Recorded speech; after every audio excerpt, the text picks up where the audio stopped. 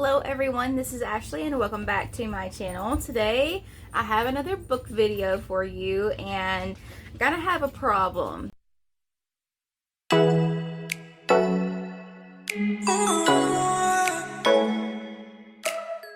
I'm sure it's a problem that a lot of people have.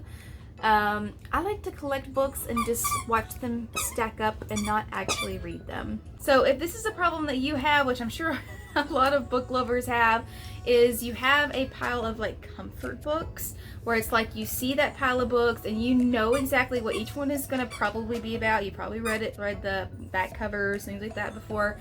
And so you're like, oh, I'm going to read that. I'm going to read that. That's really interesting to me. But you never pick it up.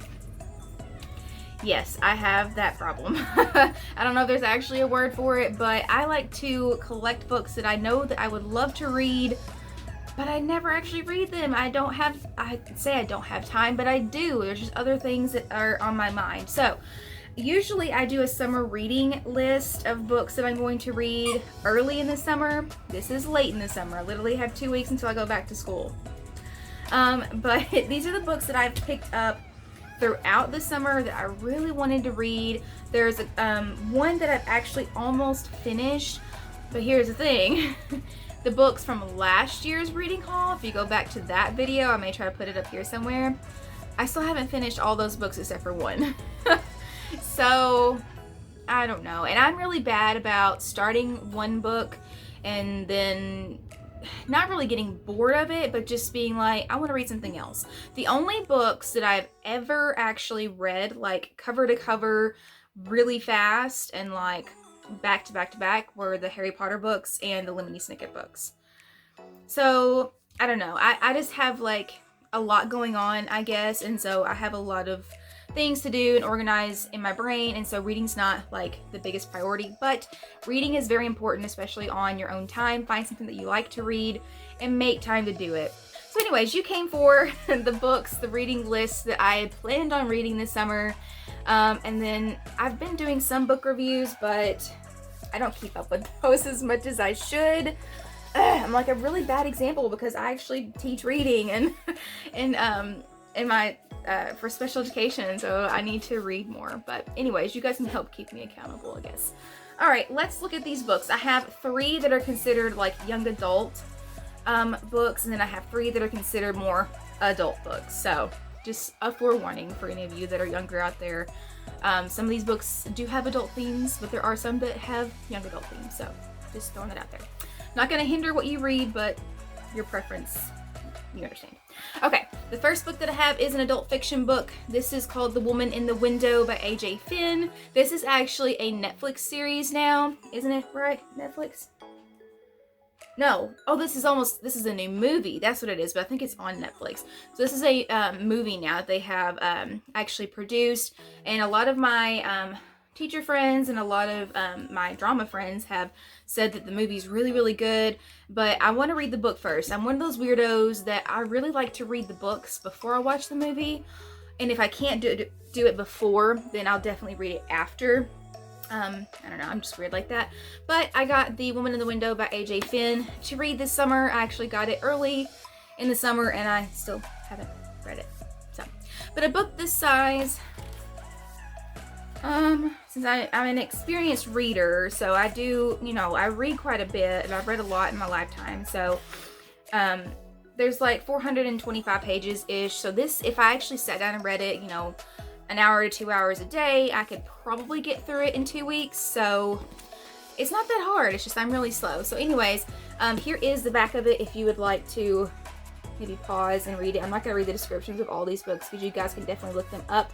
But I am going to go ahead and say I'm not sponsored by Goodreads.com at all, but I do love Goodreads.com. I usually keep that updated throughout the school year of what I'm reading, what I want to read. So go check me out on there. I'll link it down below. You can become my friend. You can have your own bookshelf and things of that nature. Okay, the next one that I got is another Netflix thing. This is a Netflix series that they have created. This is the book for it. This is called Queen's Gambit. I've had a lot of people tell me I need to watch this one too.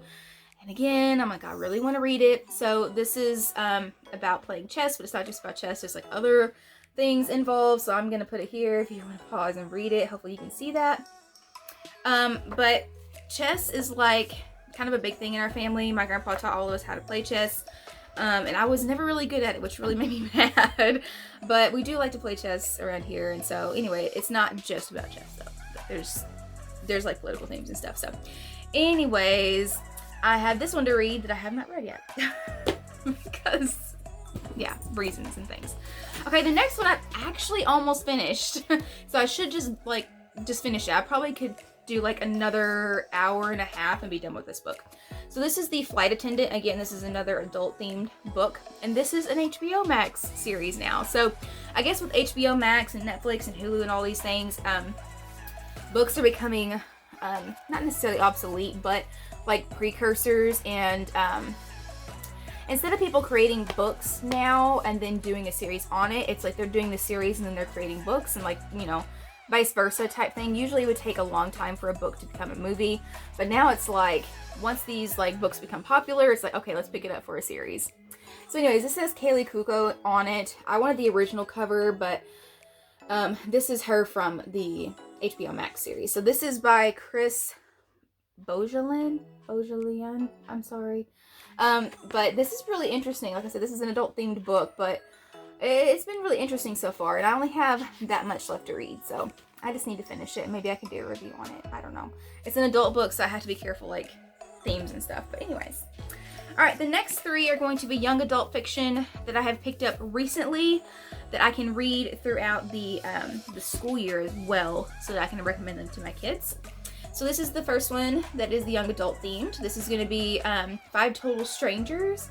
I love, my favorite types of books are like mystery, psychological thrillers, and anything that's like kind of like horror serial killer based, okay? But this is 5 Total Strangers. I thought this was interesting. This is by Natalie D. Richards, who actually has a few other books that I want to get. If this one's as good as I think it's going to be, I'm pretty sure it will be. So this is the back of that one if you want to pause it. It says, she never should have accepted that ride. So I like taglines like that. So I'm going to read that one eventually. I promise. The next one I got is called Pax. This one is really cute. I love it. I love books that have like awards on them and have to deal with animals and stuff like that. So this is a New York Times bestseller. This is by Sarah Pennypacker. And it's called Pax. It has the National Book Award, and it also has an exclusive excerpt inside of it.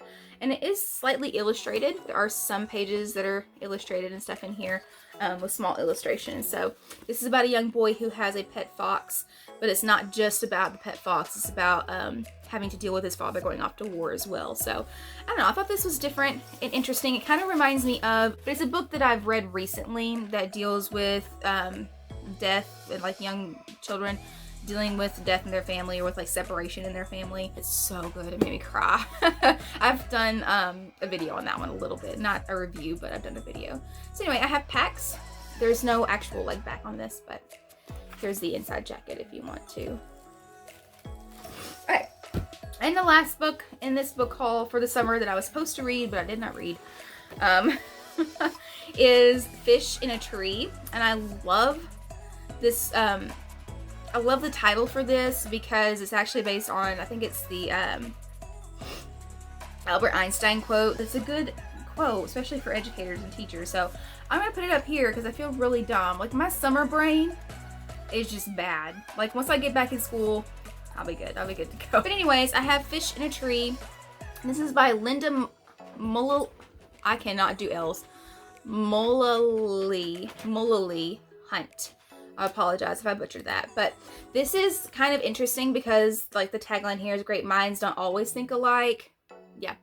And this is kind of based on like learning disabilities or differences in learning, and it's how kids deal with it in school. So since I do teach special education and I do teach students with learning disabilities and things of that nature, I think this is a really good book. This may be a good book for students to like understand what they're going through, and it's a good book for teachers and other students to understand what other students go through.